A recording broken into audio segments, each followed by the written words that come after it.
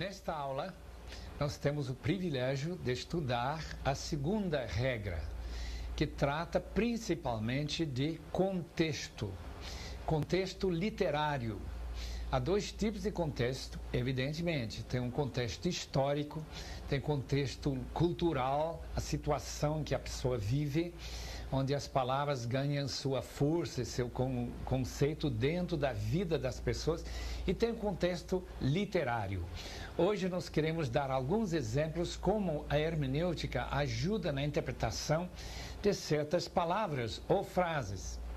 Eu quero usar como primeiro exemplo a palavra fé. Em Romanos 14, versículo 22, encontramos a seguinte frase: tens fé, tem-na em ti mesmo diante de Deus. Aí, o contexto dá para entender que a palavra fé significa ter uma consciência boa diante de Deus. É uma fé em que eu creio que aquilo que eu estou fazendo é de acordo com a vontade de Deus. Segundo o texto, vamos encontrar em Gálatas 1:23, que diz assim: agora prega a fé que outrora destruía. Pregar a fé significa pregar a doutrina de Cristo. Pregar sobre como ser salvo, a doutrina evangélica. Terceira maneira que se usa esta palavra em Hebreus 11. Palavra central de fé, ali que quer dizer como ter confiança em Deus. Aqueles heróis da fé eram pessoas que dependiam de Deus, eles confiavam no Senhor, eles viviam pela fé, isto é, pela confiança em Deus. Veja também em João 2, versículos 23, 24, onde a palavra confiar, que tem a mesma raiz da palavra fé, pisteu, também mostra a ideia de confiar. Jesus não se confiava a eles. Quarto, em 1 Coríntios 12, versículo 9, encontramos o dom de fé, o carisma de fé.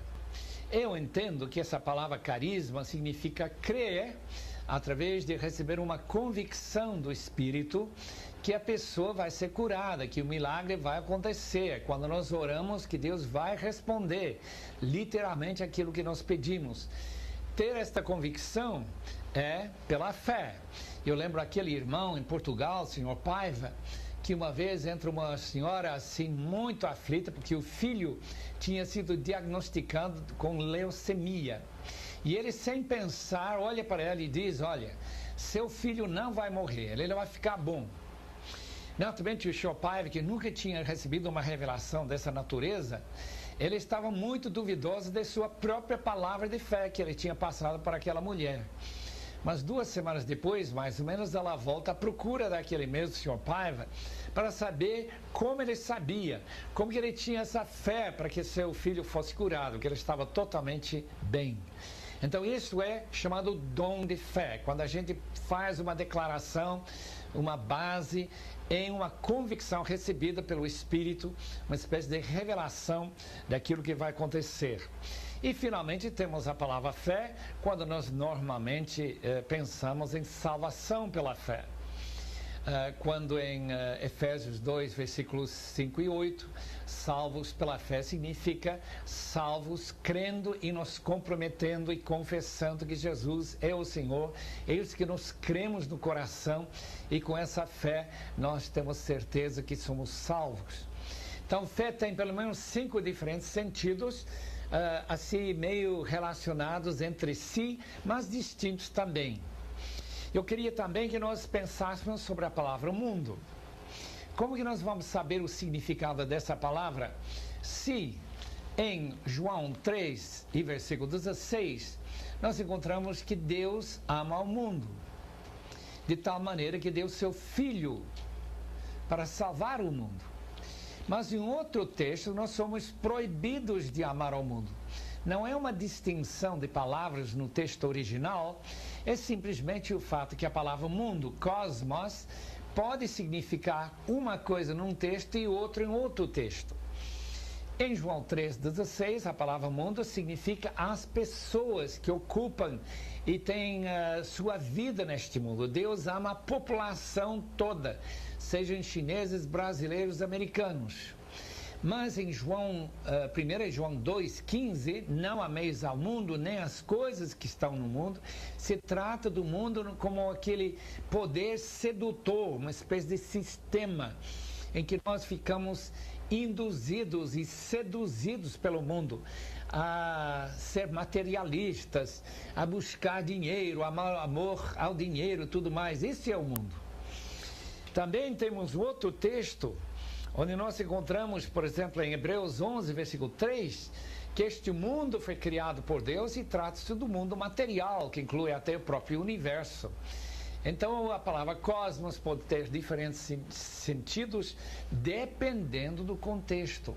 E a hermenêutica cuida de não ver que cada vez que uma palavra aparece, um vocábulo aparece, não tem um significado distinto. Lembre-se que na aula passada nós falamos sobre concordância. A ideia da concordância é ver como os tradutores do Novo Testamento, o Velho Testamento, mudam suas interpretações segundo o contexto. Quando você vê qual é a palavra do original e quando você vê como essa palavra é traduzida para o português, logo descobrimos que tem distinções de uma palavra para outra, de um contexto para o outro. Tem também os verbos que devem ser examinados quanto à sua gramática, seu tempo, sua voz, o seu modo. Todas aquelas regras de gramática são importantes na interpretação. Veja lá o caso, por exemplo, da nossa palavra salvar.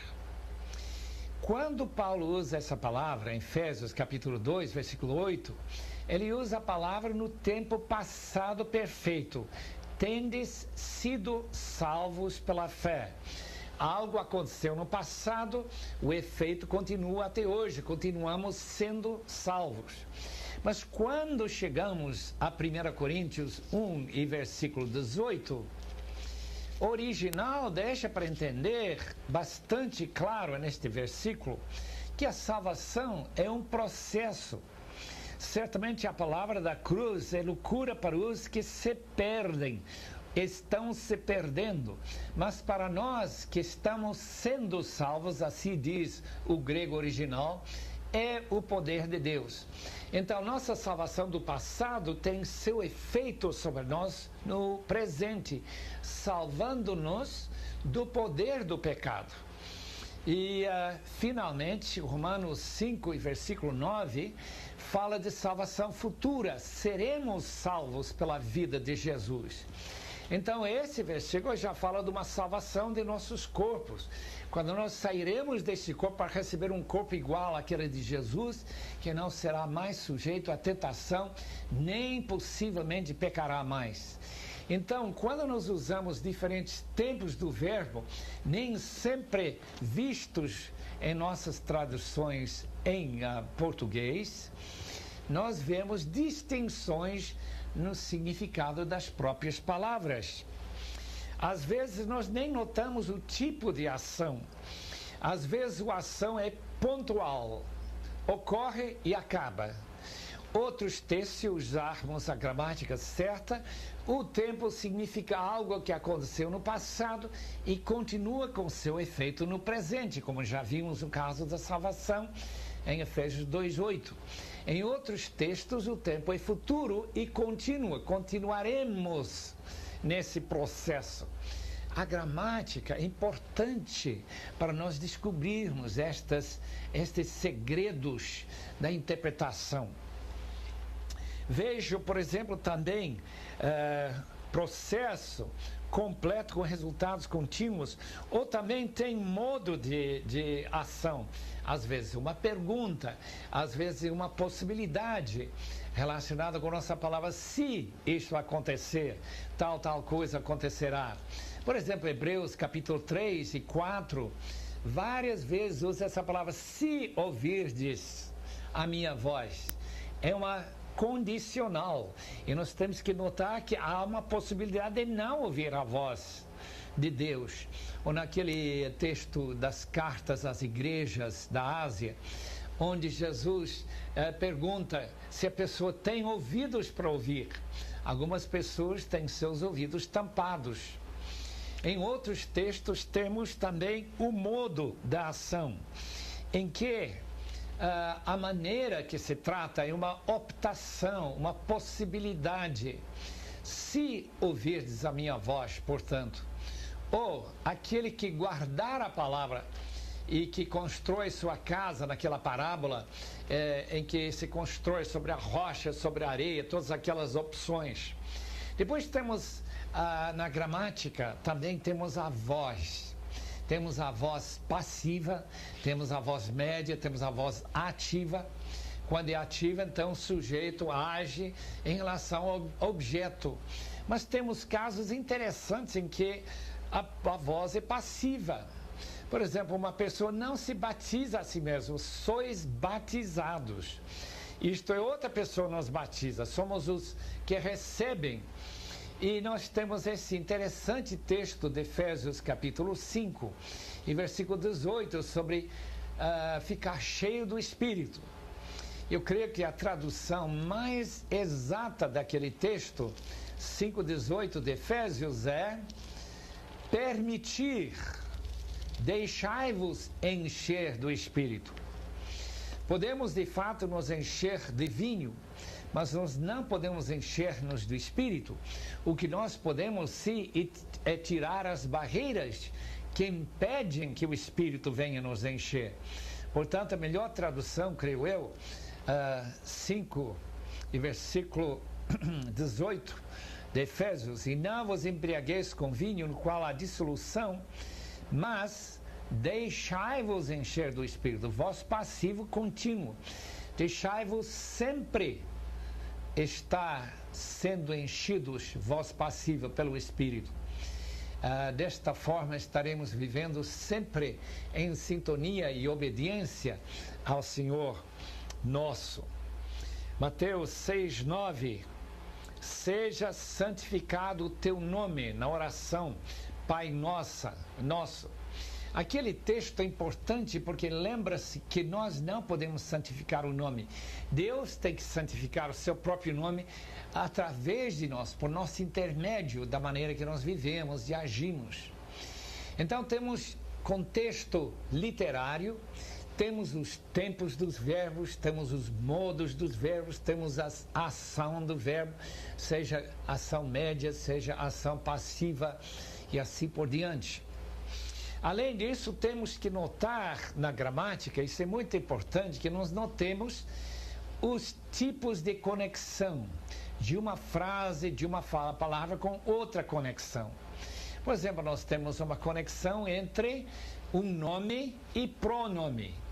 Se nós não tivermos claramente em nossa mente quem está sendo indicado naquele pronome, podemos interpretar erradamente. Deixe-me citar um caso aqui de João 7, versículo 37 a 39, outro grande texto sobre o enchimento do Espírito.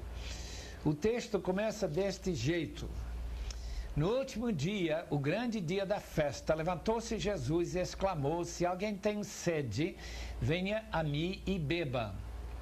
Quem crê em mim, como diz a Escritura, do seu interior fluirão rios de água viva. Isto ele disse com respeito ao Espírito que haviam de receber os que nele crescem, pois o Espírito até aquele momento não fora dado, porque Jesus não havia sido ainda glorificado. A pergunta é do interior de quem fluem estes rios do Espírito Santo. Uma maneira de entender, e aliás a tradução que nós temos aqui na atualizada: quem crê em mim, como diz a Escritura, do seu interior fluirão rios de água viva. Do seu interior significa a pessoa que crê. Isso não é errado. Mas os rios devem ser bem pequeninos em comparação com o rio que flui de Jesus. Porque o ensinamento de João é que Jesus é a fonte do Espírito Santo.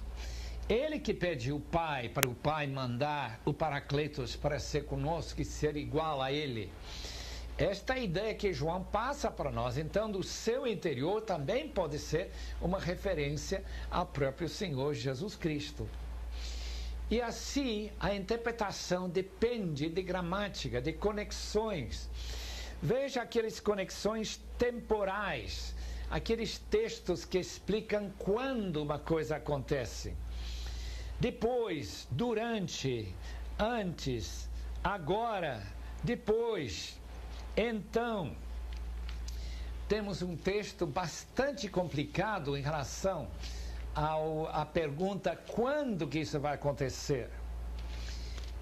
Aqui em 1 Coríntios capítulo 15, versículo 24 a 28, o apóstolo Paulo escreve sobre o reino de Cristo e então virá o fim.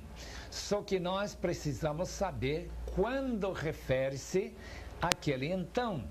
Aparentemente, com relação ao versículo 25 anterior, versículo 23 anterior, depois os que são de Cristo na sua vinda, e então virá o fim, quando ele entregar o reino a Deus, o Pai, quando houver destruído todo o principado, bem como toda potestade e poder. A pergunta é, este então, dá para entender o milênio? Vai dar para encaixar 1000 anos, um período bem longo, em que ele estaria dominando os seus inimigos? Eu entendo que sim, mas alguns entendem que não. E eles, por serem amilenistas, acham que aquele então significa que a própria segunda vinda de Cristo vai significar o domínio de todos os inimigos de Jesus, quando ele começa a reinar no reino eterno. Outros tipos de conectivos são locais, indicando onde. Exemplos deste tipo de indicador do contexto é ao lado de, em cima de, debaixo de, e tantos outros textos relacionados com localidade. Nós, por exemplo, temos esta frase tão importante, onde se trata de estarmos sendo batizados para dentro do Espírito. 1 Coríntios 12 e versículo 13. Posso ler? Pois em um só Espírito todos nós fomos batizados em um corpo. A palavra eis, em grego, significa para dentro de. A ideia, naturalmente, uma ideia bem espiritual, que quando nós fomos batizados para dentro do Espírito, ou no Espírito, ele vem dominar nossa vida, como quem é dominada pela sua cultura, pela sua maneira de pensar, e tudo, o Espírito Santo se torna a pessoa mais importante da sua vida. E quando nós passamos para ser incluídos dentro do corpo de Cristo, batizados em seu corpo, 1 Coríntios 12 e versículo 13, são conectivos locais. Temos conectivos lógicos. São muito interessantes, por exemplo, quando nós encontramos dentro do texto a razão de alguma coisa. Romanos 12, primeiro versículo, rogo-vos, pois.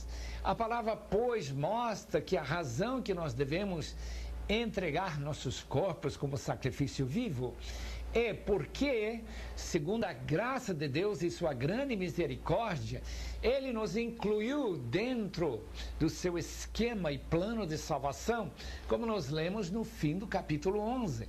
É só voltar alguns versículos do capítulo 11 e incluímos aquela ideia de sermos inseridos dentro desta árvore, mesmo sendo ramos silvestres e bravos, que esta forma nós devemos também nos entregarmos a Deus por causa dessa grande misericórdia que Ele teve para conosco. Essa razão disso, Filipenses 2,9, por causa da humilhação de Jesus e seu sofrimento na cruz, Deus o exaltou. Por esta razão, a palavra no original, dió, significa exatamente uma conexão lógica. Depois temos conexões que dão resultado. Alguma coisa acontece e o resultado, consequência. Deixe-me chamar sua atenção, por exemplo, para 1 Coríntios 13, versículo 2. Ainda que eu tenha o dom de profetizar e conheça todos os mistérios e toda a ciência, ainda que eu tenha tamanha fé a ponto de transportar montes, se não tiver amor, nada serei. A conexão, consequência, se isto é verdade, a consequência será aquela. É uma conexão lógica de razão, que mostra o resultado. Temos propósitos. Por exemplo, em 1 de Pedro, temos um texto muito complicado, e eu lembro a primeira vez que alguém fez a pergunta para mim, foi em Roma, lá na Itália, 1954, nós estivemos conversando com um padre lá, e ele fez essa pergunta para mim: o que significa esse versículo 6 de capítulo 4 de 1 de Pedro? Pois, para este fim, foi o evangelho pregado também aos mortos, para que, mesmo julgados na carne, segundo os homens, vivam no Espírito, segundo Deus. No original, dá para ver claramente que o Evangelho foi pregado também aos mortos.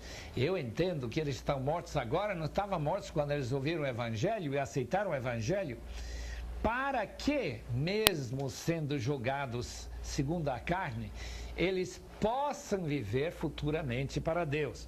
É um caso claro de propósito.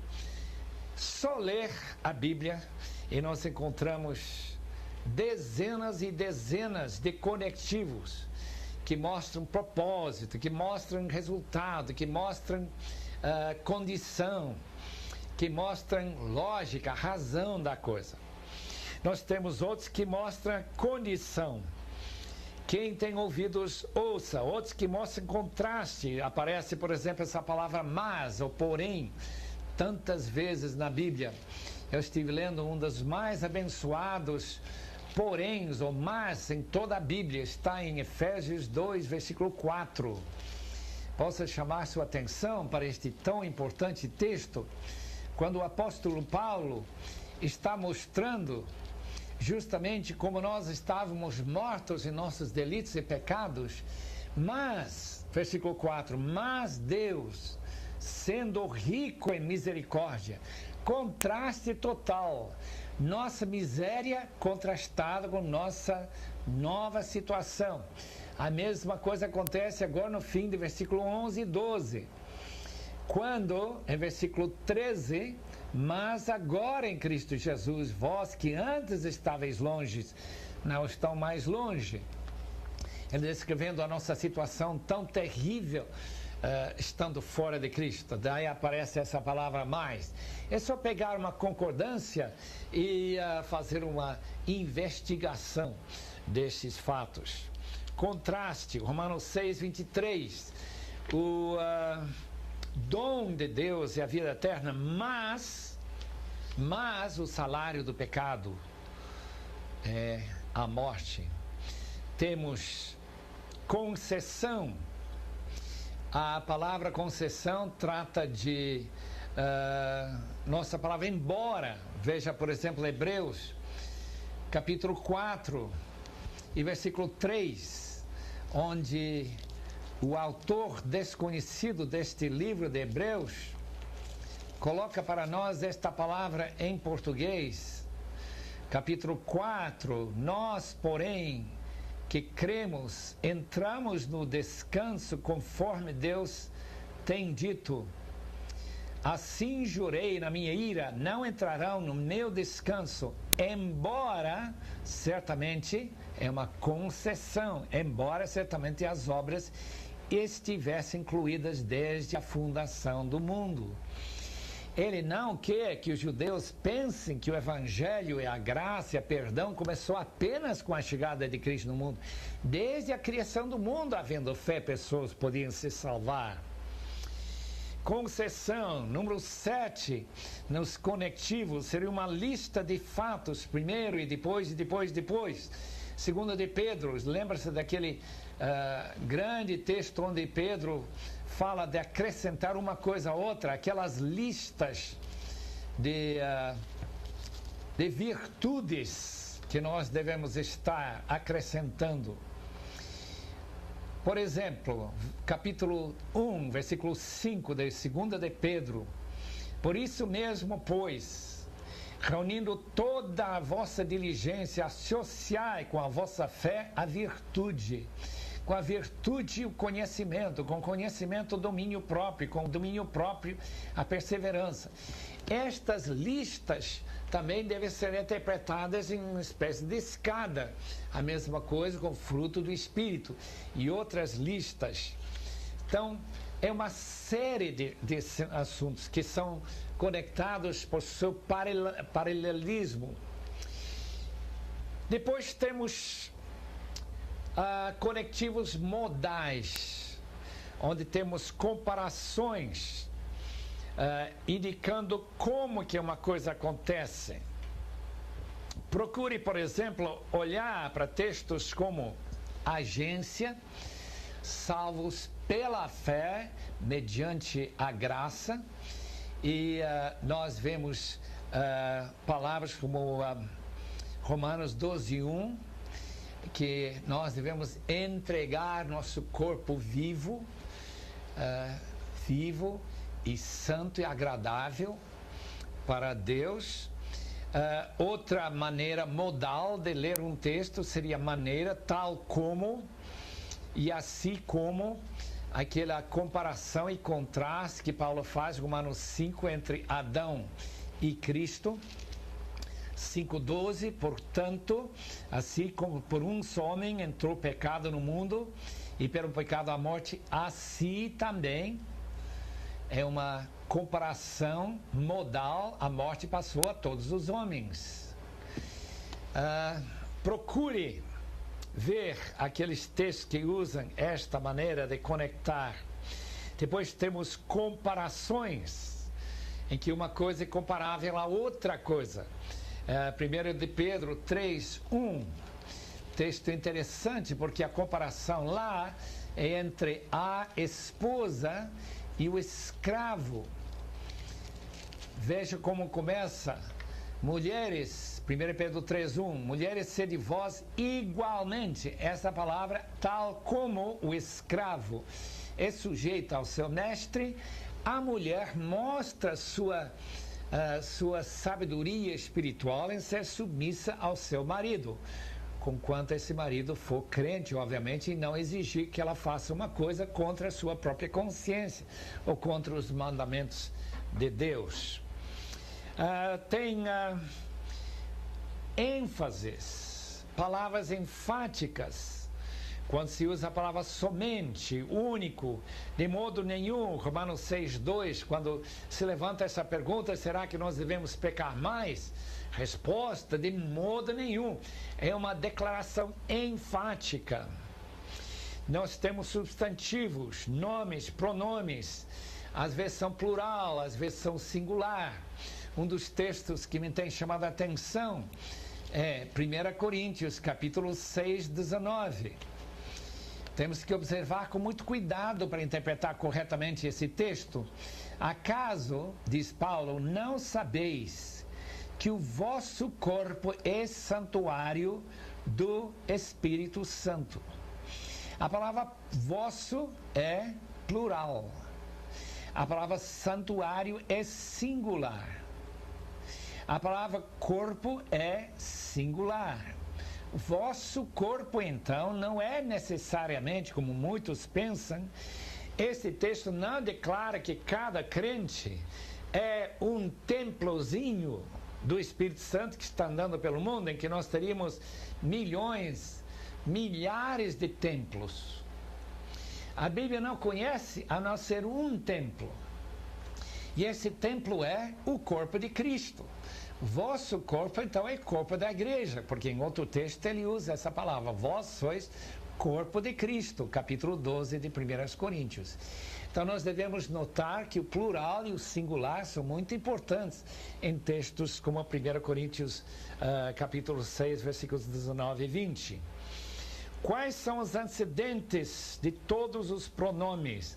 Perguntas importantes são levantadas assim. Quanto ao que me escrevestes, é bom que o homem não toque mulher. Quanto ao que me escrevestes.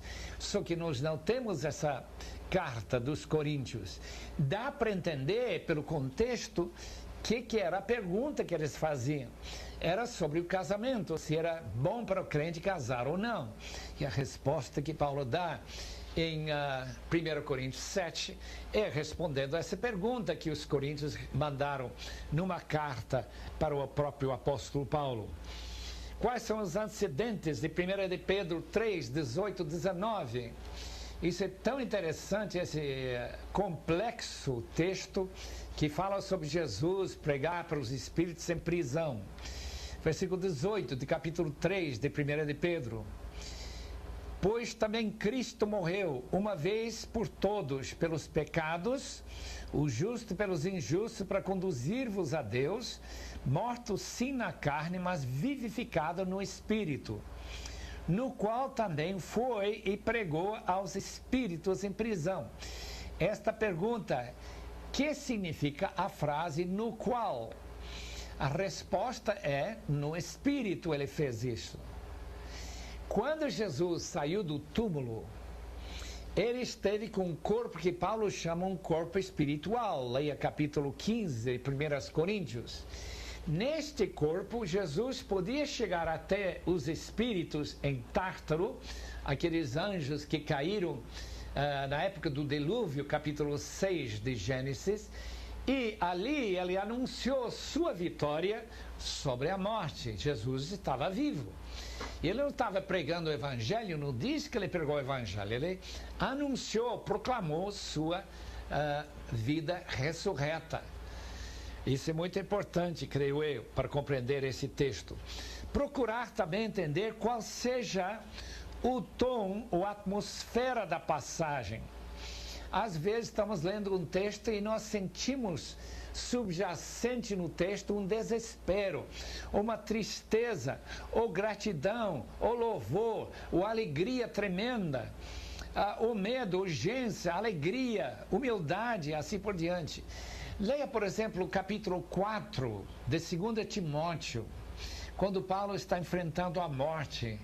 Ele não parece que está tremendamente animado depois do versículo 5 em diante. Parece que ele está sentindo muito abandono dos seus amigos e aquela escuridão de ter que enfrentar a morte. Mesmo que ele saiba, ele já tinha declarado em Filipenses que morrer é lucro, mas ele está sentindo solidão e até um certo desespero. Nós encontramos a mesma coisa quando Jesus está no jardim de Getsemane e outros textos que mostram aquele desespero de Jonas quando ele está na barriga do grande peixe que Jesus preparou para ele. Outros textos mostram compaixão, amor, preocupação, hostilidade, o que for. Procure identificar essas diferentes atmosferas dentro do próprio texto. Terceiro, as palavras devem ser interpretadas à luz do seu contexto geral. Isto é uma das regras específicas na interpretação do texto. Algumas perguntas poderiam ajudar para verificar qual é o significado de um vocábulo, de uma palavra dentro do seu contexto geral.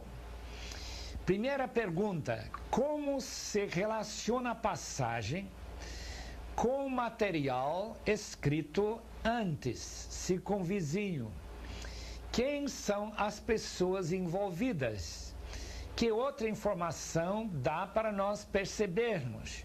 Qual é o papel de cada pessoa ou tópico?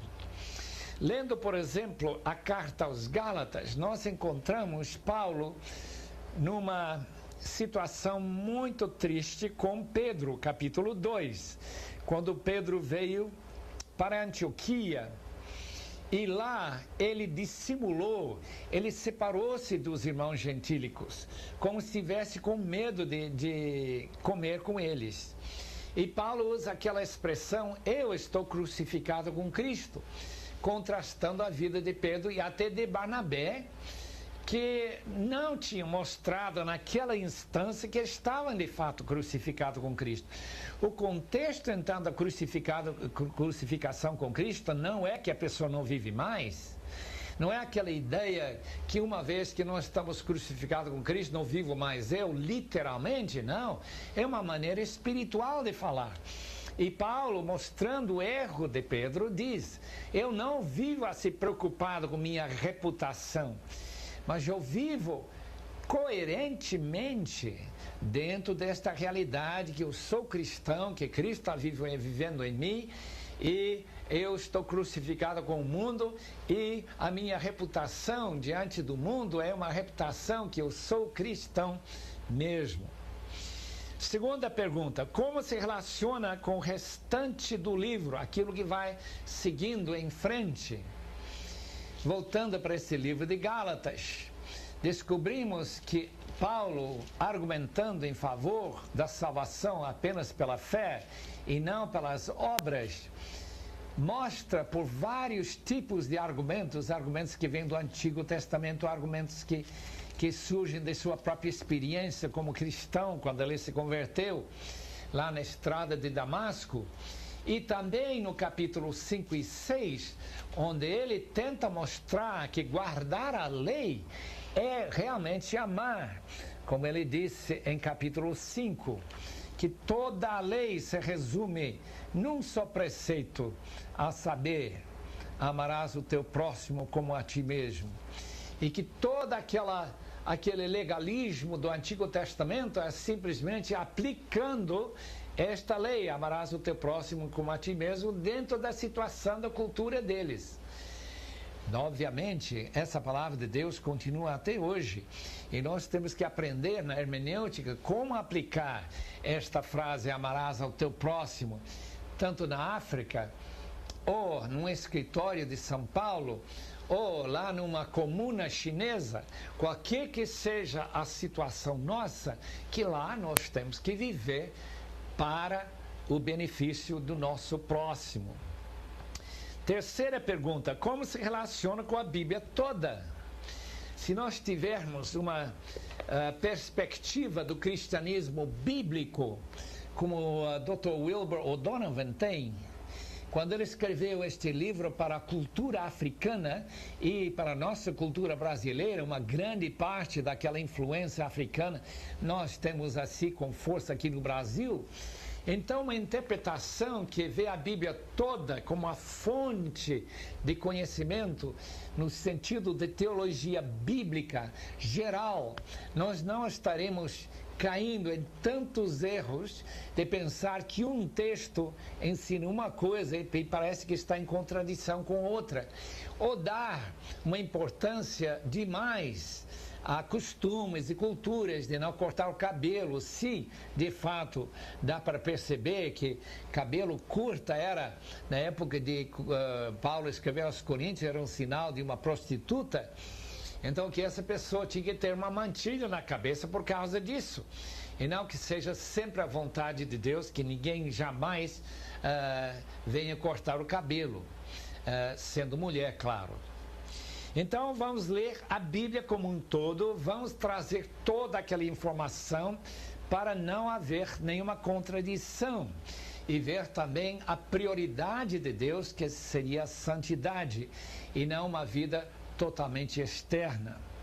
Finalmente, a pergunta: qual é o pano de fundo cultural e histórico do texto? Há palavras estranhas que às vezes nós não sabemos entender muito bem. Veja um texto como esse do Pai Nosso aqui em Lucas 11, onde Jesus ensinou aos seus discípulos: o pão nosso cotidiano dá-nos de dia em dia. A palavra cotidiana não é muito comum em português, e a palavra do original é uma palavra não conhecida até a época do Novo Testamento. Quando nós entendemos que esta oração é um pedido para que Deus nos dê pão para o nosso dia a dia, nós devemos lembrar que no capítulo 6, onde aparece o Pai Nosso, em Mateus 6, que o mesmo contexto diz que Deus cuida dos passarinhos e das flores do campo, dando vestido, dando alimento, e que nós não precisamos nos preocupar com algo para comer. Então, querido irmãos, lembrem disto, que esta palavra cotidiana pode ter um outro significado. A palavra original é piousias, pode significar amanhã. Nesse caso, a frase significaria o pão de amanhã dá-nos hoje. E o contexto não é mais chegar na padaria para ter o pão todo dia, mas é o pão que vem do céu, como Jesus disse, trabalhar pelo pão que não perece, para a eternidade, traz vida para nós. Dá-nos o pão de amanhã, uma referência ao sábado. Lembra que quando chegava o sábado, o maná não descia.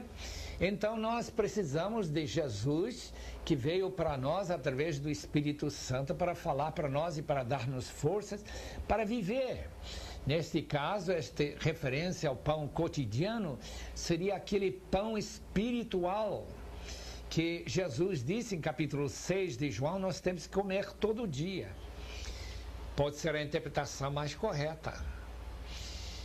Sempre que lemos os textos de palavras complicadas, por exemplo, aquele texto de Lucas também 11, onde fala daquele homem que queria pão à meia-noite, e traduzida nesta versão importunação, versículo 8, um estudo muito cuidadoso do Dr. Bailey naquele livro, que eu não tenho aqui para mostrar para os queridos irmãos, mas relacionados com a época e o mundo do Novo Testamento, aquele livro As Parábolas de Jesus, do Kenneth Bailey, ele mostra justamente que essa palavra anaidian, a palavra grega, pode significar vergonha, e que esse homem deu tudo que este mendigo veio essa meia-noite para pedir, como nós chegamos a Deus, não por causa de sua importunação, mas por causa da vergonha que ele passaria no dia seguinte se ele não tivesse dado essas coisas. Procure, portanto, entender as palavras ou frases difíceis através de estudos cuidadosos. Tem uma palavra, por exemplo, sarx, traduzida em português pela palavra carne. Algumas versões traduzem a palavra sarx como se fosse a natureza humana pecaminosa. Na nova versão internacional, que nós já mostramos para os queridos irmãos em outras ocasiões, traduz novamente pela palavra carne. Eu creio que nós entendemos essa palavra. Carne não significa aquilo que encobre nossos ossos, mas está relacionada com nossas inclinações pecaminosas, inclinação para o sexo errado, nossa inclinação para roubar, nossa inclinação para vingança, tudo isso é carne, carnalidade. Temos outra palavra que aparece várias vezes no Novo Testamento, que é um pouquinho difícil para nós entendermos. Veja aqui em Efésios capítulo 1, onde aparece esta palavra, traduzida em capítulo 1, versículo 21, acima de todo principado, onde Jesus foi elevado de potestade, poder, domínio, de todo nome que se possa referir, não só no presente século. A palavra não é bem século em termos de 100 anos, não tem nada a ver com isso. É tempo, espaço, contaminado ao poder satânico, já que todo mundo jaz no maligno. Então este século é o século em que Satanás está, é o Deus deste mundo. Mas a nova época, o novo Aion, a palavra no original, Aion, significa a época em que Jesus estará dominando. Então estas palavras, nascido do alto ou nascido de novo, no original é a mesma palavra, anothen. Procure entender isso. Veja como é importante para o intérprete um texto difícil, por 1 João 3, 6 a 10. Não ensine que um cristão nunca peca.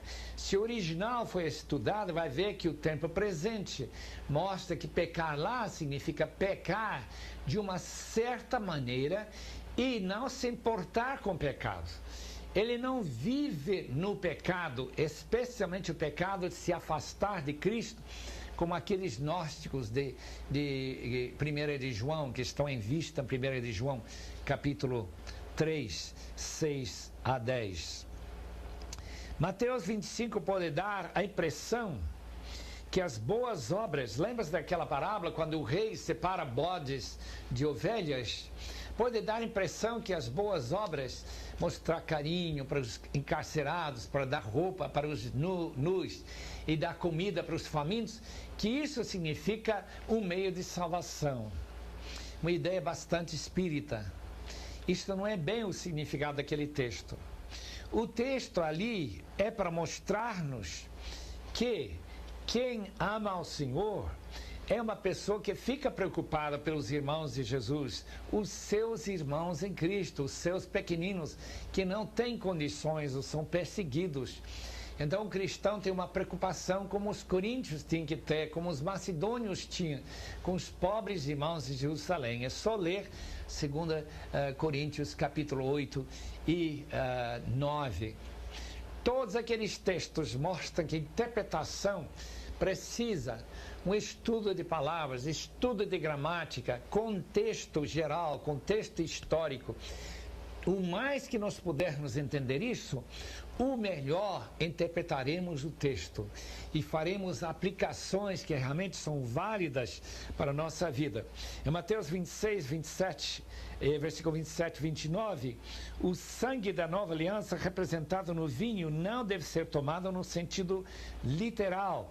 Jesus não quis ensinar a doutrina da transubstanciação, isto é, que este cálice é meu sangue, não literalmente. É um erro da interpretação da Igreja Católica já tradicional, que o corpo se torna ou transforma literalmente no corpo de Cristo, baseado numa interpretação errada de João 6, 48 a 63.